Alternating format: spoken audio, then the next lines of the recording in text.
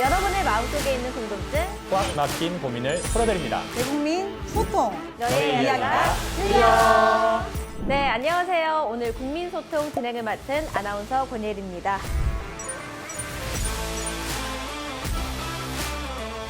시청해주신 분들에게 각자 자기소개 한마디씩 부탁드립니다. 네, 안녕하세요. 올해로 8년째 부동산 사무실을 운영하고 있는 공인중개사 정창원입니다.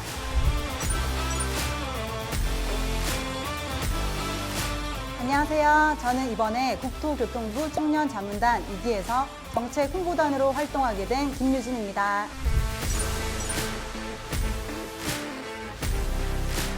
안녕하세요. 이규석 변호사입니다. 저는 허그 전세사기 피해 지원센터에서 법률 상담 업무를 하고 있고 제 법률 상담 경험을 바탕으로 여러분들께 조언을 드리고자 이 자리에 나왔습니다.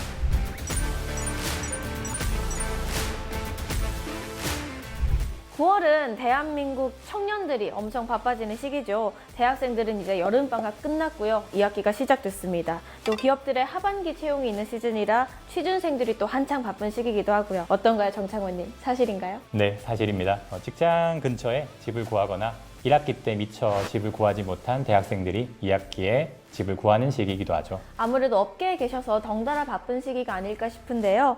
이번 국민소통 주제가 바로 청년들의 전세 사기 예방입니다. 청년들이 궁금해하는 질문 또 다양한 정보들을 함께 나누는 시간을 가져볼까 합니다. 아무래도 대학생이나 사회 초년생들은 인생 첫 내 집 마련인 경우가 대부분이잖아요. 유진님은 처음에 자취 시작하셨을 때 어떠셨어요? 저도 대학 다닐 때 처음 해봤는데 그때 원룸촌에 그 꼭대기층에 주인분이 사시려고 엄청 크게 잘해놓은 방이 하나 있었어요. 그 방에서 친구 3명이랑 1년 동안 자취를 했었는데요. 항상 저희 집에는 손님이 끊이질 않고 처음이었는데 너무 즐거운 경험으로 남아있습니다. 저는 6평짜리 방에서 시작을 해가지고 거기 또 피아노를 억지로 우겨 넣겠다고 해서 엉망진창으로 시작했던 경험이 있는데요. 불안하고 설레는 첫 내 집 마련에 대한 캠페인 영상이 국토교통부 유튜브를 통해 소개가 됐었는데요. 영상을 보고 또 많은 분들께서 공감 어린 댓글을 남겨주셨어요. 사실 저도 이제 월세를 탈출해서 전세로 바꾼 지 좀 꽤 됐는데 서울에 내 집 하나 구하는 게 정말 힘들구나라는 생각이 매번 들어요. 근데 이제 전세 사기 사건까지 많이 발생하면서 지금 사실 불안한 마음도 있거든요.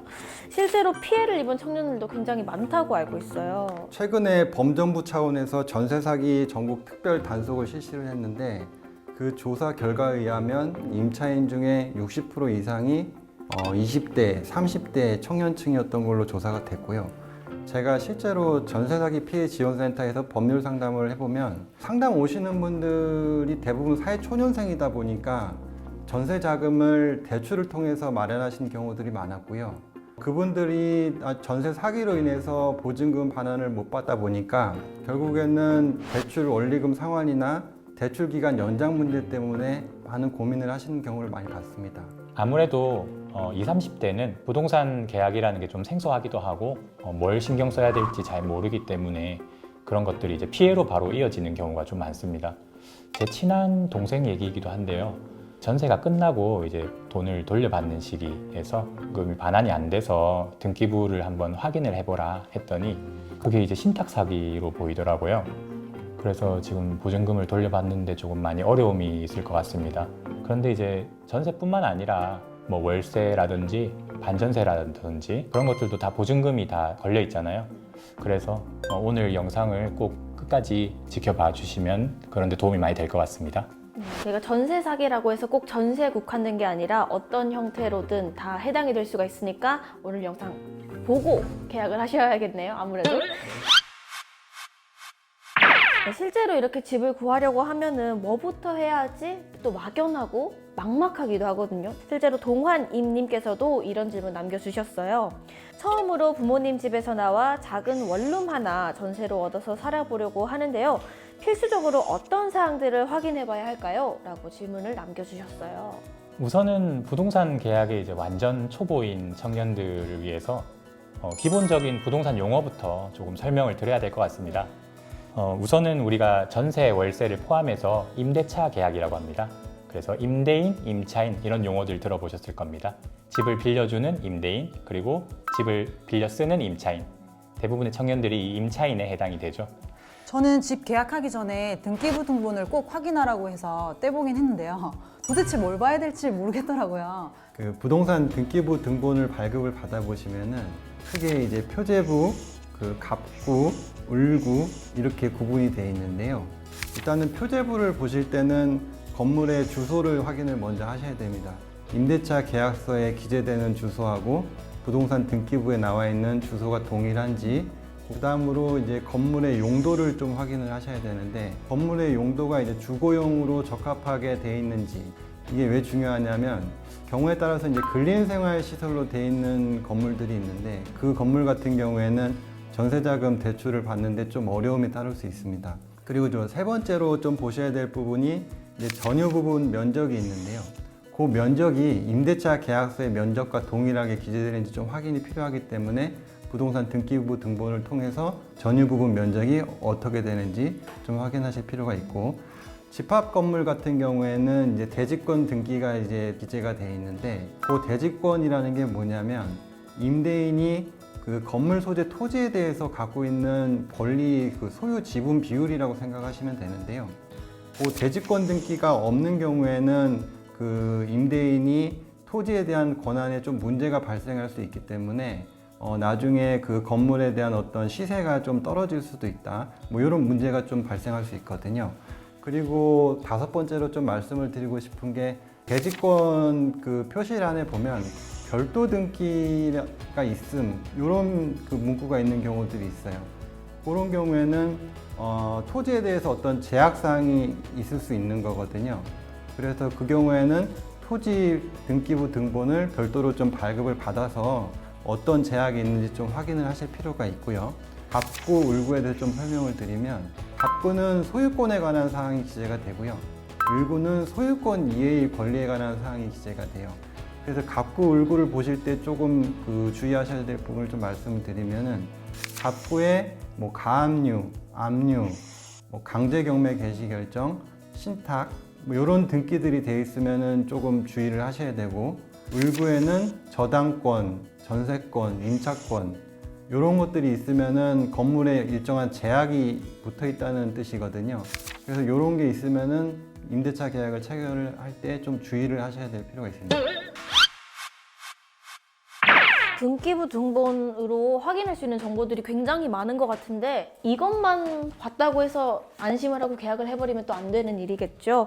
또 집 계약 전에 확인해야 될 것들이 이것 말고도 더 많을 텐데 어떤 것들을 확인할 수 있을까요? 우리가 계약이라는 행위를 기준으로 두고 조금 설명을 드려야 될 것 같아요.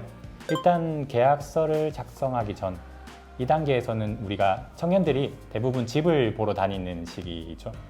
청년들이 조금 안타까운 점은 직장이 빠르게 구해져서 집을 구해야 된다거나, 아니면은 대학교가 이제 결정이 되고 나서 집을 구하는 데까지 시간이 좀 짧거나, 그래서 급하게 이런 것들이 추진이 돼요. 가능하다면 최대한 이런 시간을 많이 확보를 해서 변호사님께서 말씀해 주신 그 등기부 등본에 대한 내용도 조금 면밀하게 보고, 그리고 집도 꼼꼼하게 문제가 없는 집인지 이렇게 확인할 시간이 조금 많이 필요할 것 같습니다.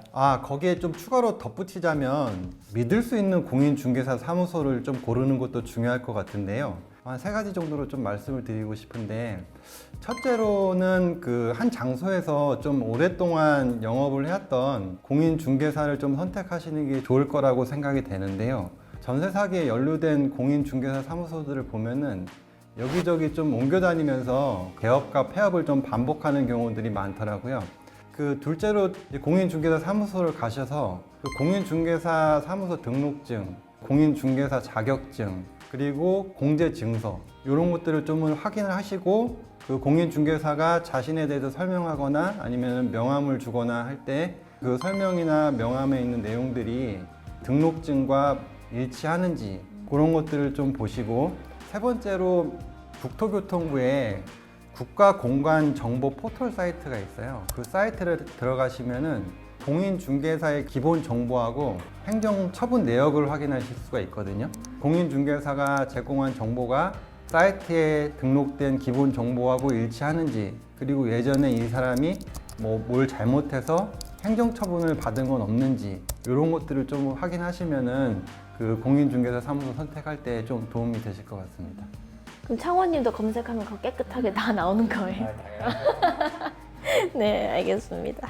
그렇다면 계약 체결 중에 또 주의해야 될 점은 또 어떤 게 있을까요? 계약이라는 게 딱 계약 체결이 명확하게 딱 계약서를 쓰는 날 이루어지는 건 아닙니다. 우리 실무적으로 집을 보고 난 다음에 청년들이 이 집이 마음에 든다 하면 100만 원이든 50만 원이든 성금을 겁니다. 보통 이거를 가계약이라고 많이들 사용을 하시죠. 이 가계약을 할 때 기본적인 요건들은 다 합의가 그날 이루어졌어야 됩니다. 내가 원하는 조건이나 임대인이 꼭 해야 된다는 그런 사항들을 명확하게 돈을 이제 이체하기 전에 다 합의를 하셔서 진행을 하셔야 되고요. 그렇다 하더라도 우리가 계약서를 위해 쓰게 되는데 그때는 당사자 특약이라고 해서 별도로 또 협의하는 사항들이 기록이 됩니다. 우리가 가계약을 할 때 오갔던 내용과 다른 내용이 있거나 아니면 좀 불합리한 내용이 거기에 적힐 수도 있으니까 계약서에 대한 내용들은 미리 계약이 체결되기 전부터 충분히 숙지를 해서 기초 지식을 쌓으신 다음에 계약서를 작성을 해야 문제가 있는 부분들을 알아낼 수 있을 겁니다. 그런데 계약하는 날 집주인이 직접 못 와서 대리인이 오는 경우도 있던데 이럴 땐 어떻게 하나요? 예, 그런 경우들이 있죠. 제가 좀 상담을 하다 보면은 자기는 임대인 본인을 한 번도 본 적이 없다. 뭐 이렇게 말씀하시는 분들이 있어요. 그래서 그 임대인 본인이 아닌 그 대리인과 계약을 체결을 할 때는 좀 주의를 하셔야 될 게 임대인 본인 신분증, 위임장, 인감증명서 이런 걸 좀 첨부를 받아서 임대차 계약을 체결을 하시는 게 좋고요. 그 위임장을 보실 때 위임장에는 위임의 내용이 있어요. 그 위임 내용에 임대차 계약 체결 권한이 들어가 있는지 그거를 좀 확인을 하시면 좋을 것 같고 대리인하고 계약을 체결을 하더라도 임대인 본인과는 한 번은 좀 연락을 해서 그 임대차 계약 체결 사실을 꼭 한번 확인을 받고 관련해서 뭐 증빙 자료를 남길 수 있으면 더 좋고요. 문자 나눴던 그 캡처도 증거가 될 수 있는 네, 거죠? 그것도 증거가 될 수 있고. 그럼 나중에 발을 빼도 예. 안 되는 뭐 100% 그렇게까지 말씀 못 네. 드리겠습니다만은 중요한 증거가 될 것 같아요. 네, 알겠습니다. 마지막으로 그 앞서 설명드렸던 전입신고, 확정일자 이건 두 가지는 많이 강조해도 무방할 만큼 굉장히 중요한 내용들인데요. 잔금 전까지 꼭 전입신고, 확정일자까지 받으셔야 됩니다. 아, 예, 꼭 필요한 말씀이시고요. 거기에 전세금 반환 보증보험에 가입하셔서 전세 사기를 입었을 때도 보증기간을 통해서 전세 보증금을 반환받는 것도 전세 사기를 대비하는 좋은 방법일 것 같습니다. 변호사님, 근데 융자가 있는 집이 위험하다고 들었는데 융자가 있는 집은 그럼 무조건 위험한 건가요? 가급적이면은 그 저당권 같은 담보권이 설정된 매물에 대해서는 전세 계약을 체결 안 하시는 게 좋겠다는 생각인데요. 뭐 혹시라도 이제 담보권이 설정된 매물에 대해서 전세 계약을 체결해야 되는 경우가 있다. 그렇게 하신다고 그러면은 좀 확인을 하셔야 될 게 보통은 이제 그런 것들은 그 부동산 등기부 등본을 확인해 보시면은 저당권이 설정되어 있는 경우들이 많은데 저당권에 보면은 채권 최고액이라는 게 있어요. 그 임대인이 금융기관 등 뭐 채권자에게 부담하는 채무 금액의 한 120% 정도로 설정하는 경우들이 많거든요. 그 해당 매물의 그 시세하고 그 채권 최고액의 차액을 보시고 그 차액이 자기 임차 보증금보다 큰지 그걸 좀 확인하시고 임대차 계약을 체결을 하시면 좋을 것 같고요. 제가 추천드리고 싶은 거는 가급적이면 그 담보권이 설정된 그 매물에 대해서는 전세 계약은 좀 피하시는 게 좋지 않을까 하는 생각입니다. 그리고 특히나 학업이나 취업을 위해서 타지에서 수도권으로 왔을 때 저희 같은 경우 이럴 때는 더욱더 도움을 바라기 힘든 상황이잖아요. 그래서 뽀뿌님께서도 질문을 남겨주셨는데요. 타지에서 취업을 위해 전입해온 청년들을 위한 주거 지원이 뭐가 있을까요? 서울 월세 너무 비싸서 힘들어요. 이유 이렇게 남겨주셨는데요. 어떡해요? 힘들어요. 사실 이 청년들이 이제 집을 구할 때 목돈이라는 거는 상당히 큰 금액일 수 있습니다. 이 정도 금액은 사실 내 인생 최대 금액을 어디다가 투자를 한다는 개념인데 여기에다 더해서 월세 그리고 관리비 이것도 납부를 해야 되고요. 또 조금 안전하게 계약을 하려면 아까 말씀하셨던 보증보험도 가입해야 되고 계속해서 이제 지출이 돼야 되는 비용이 나갈 돈이 많습니다. 너무 많네요. 아. 그래서 이런 부담을 조금 줄일 수 있도록 그 정부에서도 여러 가지 제도를 마련하고 있는 걸로 알고 있습니다. 어떤 방법인가요? 예를 들어서 청년 월세 특별 지원이라든지 청년 전월세 대출 이런 상품들도 있고요. 보증금을 조금 낮은 이자로 우리가 빌릴 수 있도록 뭐 디딤돌, 버팀목 그리고 중소기업 취업 청년들한테는 또 별도로 낮은 금리로 보증금을 빌려주고 있습니다. 많이 혜택을 받으려면 많이 알아야겠네요. 여러분들 영상 끝까지 집중해서 보셔야 될 것 같고요. 또 대출 관련해서도 이야기해 주셨는데 이런 질문도 있었어요. 청년 전월세 대출 지원은 신용 등급이 낮아도 신청이 가능한가요? 라는 질문인데요. 가능한가요? 변호사님? 예, 결론부터 말씀드리면은 가능한 경우가 많을 것 같습니다. 근데 일반적으로는 나이, 뭐 직업, 소득, 그리고 뭐 주택 소유 여부, 대상 주택의 임차 보증 금액 이런 것들이 일반적인 대출 심사 조건인 경우가 많고 그렇기 때문에 뭐 대출 금융기관의 그 내부 심의 기준에 따라 좀 다르긴 하겠지만 신용 등급이 좀 낮더라도 그 청년 전세 자금 대출을 받을 수 있는 경우가 많지 않겠느냐 그런 생각을 하고요. 몇 가지 뭐 대출을 받으면서 조금 유의하셔야 될 부분을 좀 말씀을 드리고 싶은데요. 첫 번째로 이제 청년 전세 자금 대출을 받을 때는 금융기관이 이제 임대인한테 연락을 해요. 임대차 계약이 체결된 게 맞는지. 나중에 그 보증금을 지급을 할 때 금융기관이 임차인 통장으로 넣어주는 게 아니고 임대인 통장으로 바로 넣어주거든요. 그렇기 때문에 임대인의 어떤 협조가 좀 필요한 부분들이 있어요. 두 번째는 아까 등기부등본 설명을 드리면서 말씀을 드렸던 부분인데 건축물 대장상 임차 목적물의 용도가 주거용으로 돼 있는지 요걸 좀 확인을 하셔야 돼요. 근린생활 시설로 돼 있는 경우에는 전세자금 대출이 좀 어려울 수 있어요. 그리고 세 번째로 건축물 대장을 보면은 이게 위법 건축물인지 여부가 기재가 돼 있거든요. 근데 위법 건축물인 경우에도 전세자금 대출이 좀 제한될 수 있습니다. 그 대출 관련 필요 서류들은 그 해당 대출 금융기관에 따라서 좀 다를 수 있기 때문에 그 금융기관의 안내에 따라 준비를 하시면 되는데 공통적으로 요구하는 게 이제 확정일자에 있는 임대차 계약서하고 그 임차보증금의 5% 이상 그 납부 영수증을 공통적으로 요구를 하고 있으니까요. 사전에 요 두 가지는 준비를 하신다고 생각을 하고 전세자금 대출을 준비를 하시는 게 좋겠습니다. 사실 이렇게 신경 써서 집을 고르고 지원을 받아서 전세를 이렇게 얻게 돼도 피해를 입게 되면 너무 막막할 것 같아요. 이렇게 전세 사기 피해를 입게 되면 어떻게 대응해야 되나요, 변호사님? 일단 뭐 두 가지로 좀 크게 나눠서 좀 말씀을 드리면은 전세 보증금 반환 보증에 이제 가입하신 경우에는 그래서 보증기관에 이제 가서 그 필요 서류와 절차를 좀 안내를 받으셔서 보증기관 통해서 임차 보증금을 반환받는 거, 전세 보증금 반환 보증에 가입이 안 돼 있으시다. 그 경우에는 법률 전문가의 좀 조언을 받으시는 게 좋을 것 같거든요. 제가 지금 상담을 하고 있는 허그의 전세 사기 피해 지원센터에서 무료 법률 상담을 드리고 있거든요.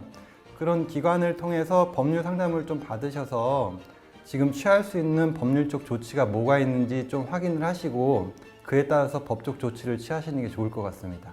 이렇게 유용한 정보들을 많이 알려주셨는데요. 오늘 마무리로 전세 사기 예방하는 방법 한 가지씩 강조해 주신다면 어떤 게 있을까요? 저는 좀 한 가지 좀 말씀을 드리고 싶은 게 있는데 최근에 국토교통부에서 그 허그하고 한국부동산원에서 그 전세 사기 예방 플랫폼이라 그래서 안심 전세 앱을 만들었어요. 그 안심 전세 앱을 통해서 그 매물의 시세를 좀 확인을 할 수가 있고요. 거기서 이제 진단 프로그램이 있습니다. 그 앱 안에 정보들을 입력을 하면 어느 정도는 좀 위험성 진단을 좀 해주는 그런 기능이 있고요. 세 번째로 임대인의 동의가 있으면은 그 임대인의 그 체납 정보도 확인을 할 수가 있거든요. 그리고 네 번째로 부동산 등기부등본에 변동 사항이 발생하면 알림을 해주는 기능이 있거든요. 이런 그 좀 유용한 네 가지 기능이 있으니까 안심 전세 앱을 한번 그 사용해 보시는 것도 전세 사기를 예방하는데 그 좋은 방법일 거라고 생각합니다. 저는 개인적으로 기초적인 지식이 좀 없다 보니까 좀 기초 지식을 쌓은 다음에 계약에 임했으면 좋겠다 이렇게 당부를 드렸었는데요.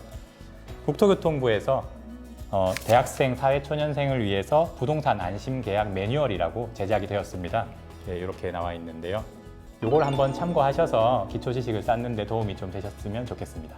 잘 모를 때는 국토교통부 공식 채널과 함께하자. 함께하자. 네. 어떻게 집을 구할 것인가, 또 어떤 집을 구하는 것이 좋을 것인가 고심이 많이 되는 시기죠. 오늘은 청년들을 위한 집 구하기 꿀팁, 그리고 전세 사기 예방 방법과 대처 방법에 대해서 알아봤는데요. 함께 해주신 여러분, 오늘 출연하신 소감 한마디씩 부탁드릴게요. 제가 전세 사기 피해 상담을 하면서 피해를 입으신 청년들을 볼 때마다 정말 안타까운 생각이 많이 들었는데요. 내가 지금 이러면 더 이상 갈 데가 없다. 뭐 죽어야 되냐. 이런 말씀을 하시는데 울면서 그런 말씀을 들으면은 정말 저 진짜 잘못되는 거 아닌가 그런 생각을 많이 했었거든요. 이 영상이 이런 전세 사기 피해 예방을 위해서 청년들한테 많은 도움이 됐으면 하는 바람입니다. 네, 오늘 촬영하면서 저도 몰랐던 사실들을 너무 많이 알게 돼서 정말 유익한 시간이었는데요. 빨리 이 정보를 주변 사람들한테 알리고 싶은 마음이 엄청 크게 들고요. 그리고 국토교통부 청년 자문단 그리고 정책 홍보단으로서도 제가 이런 좋은 정보를 많이 알리도록 노력하겠습니다. 앞으로도 더 이런 소통의 자리가 많이 생겨서 이제 청년들이 더 이상은 전세 사기로부터 좀 자유로운 그런 환경이 조성되었으면 좋겠습니다.